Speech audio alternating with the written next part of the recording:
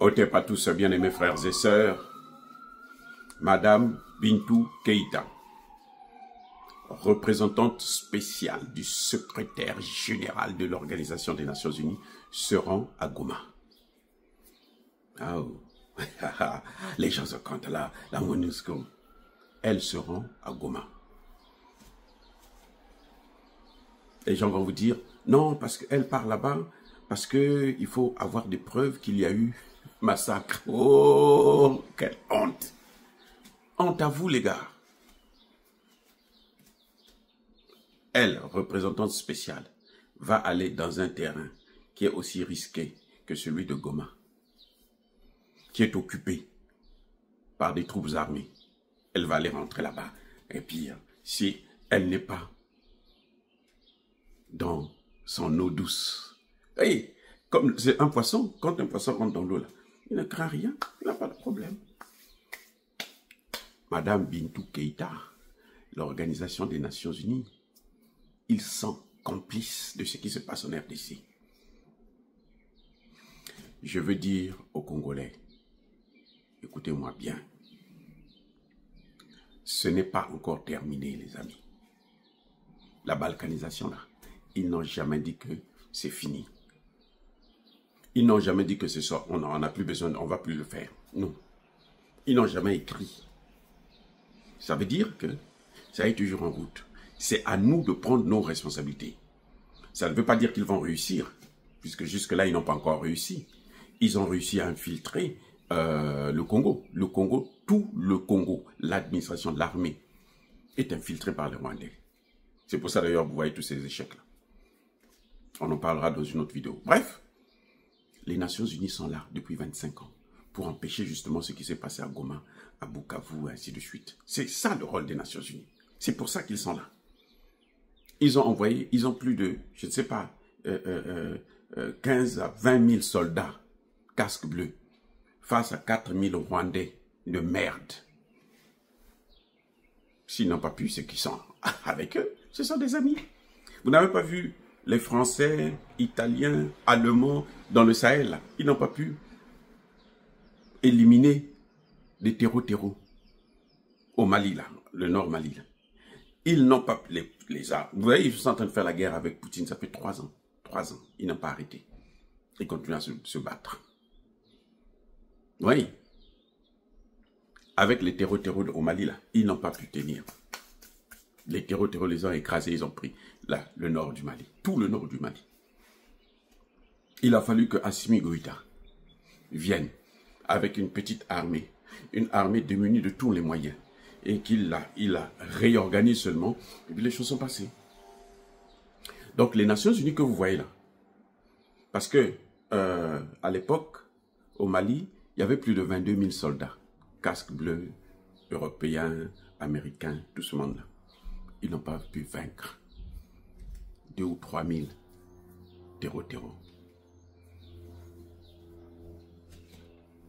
Alors dites-moi, vous attendez quoi de Bintou Keïta? Bintou Keïta va là-bas pour aller rencontrer Kabila. Kabila va lui donner de l'argent. Je vous dis déjà le schéma. Hein. Elle va là-bas, elle va rencontrer Kabila et tout. Kabila va lui poser des questions. Mais comment ça se fait? Toi, tu n'agis pas au niveau des Nations Unies pour que moi, je puisse revenir au pouvoir à Kinshasa. Parce que Kabila, lui, son obsession, c'est revenir au pouvoir à Kinshasa. Kabila, lui, son obsession, c'est reprendre tous ces biens que le Congo a bloqués là. Il veut tout reprendre. Kabila est à lui seul. Il pèse 7 milliards de dollars américains. Ça, c'est la richesse de Kabila que vous voyez là. 7 milliards de dollars. Lui qui est venu sans papier. Sans papier, hein. En sandales, en lambeaux. Il a maintenant 7 milliards après 20 ans. Bref. Donc, Madame Bintou Keïta va là-bas pour aller expliquer à Kabila, mais comment se fait-il que moi je suis venu ici? Déjà, toi, tu viens en retard, depuis tout ce temps, tu n'es pas venu, et tout. Moi, je vous ai accueilli, je vous ai laissé vous asseoir tranquille. Hein. J'ai tout fait, regardez, j'ai fait la pression pour que Tshisekedi aussi vous garde. Tshisekedi vous a gardé. Les gens vont vous dire que non, c'est parce que il y a eu l'histoire de... Comment vous appelez ça? Cette affaire-là. Hein, c'est parce que, bon, il ne pouvait pas faire autrement puisque Tshisekedi veut être au Conseil de sécurité. Non, pour être au Conseil de sécurité, tu n'es pas obligé d'avoir une base militaire, l'armée de l'ONU chez toi, les casques bleus, non. Non, non, non, c'est un droit à tous les États, c'est un droit. Ce n'est pas une faveur, c'est un droit.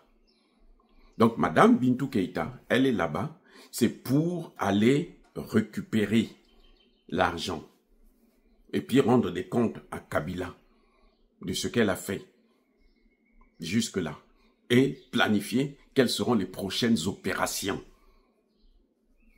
Si Madame Wagner fait confiance à Bintou Keïta, à la MONUSCO, c'est que Madame Wagner ne connaît pas la diplomatie. Je dis, ça c'est clair. Si Tshisekedi continue à leur faire confiance, ça veut dire que Tshisekedi ne connaît pas la diplomatie, il n'est pas réaliste. Il ne voit pas ce qui est en train de se passer sous nos yeux. Nous sommes en train de voir là. Il prend ses décisions. S'il veut les garder, il les garde. Ça ne nous regarde pas. C'est pas grave. C'est lui qui a décidé. Nous, on le soutient parce que c'est le président élu. Mais qu'il sache, nous, on n'aime pas cette MONUSCO. On ne veut pas les voir là-bas. Ils ont passé 25 ans, ils n'ont jamais rien fait là-bas. Madame Bintou Keïta va, c'est pour rendre des comptes à Kabila. Puisque Kabila est sur place, elle va pour le rencontrer.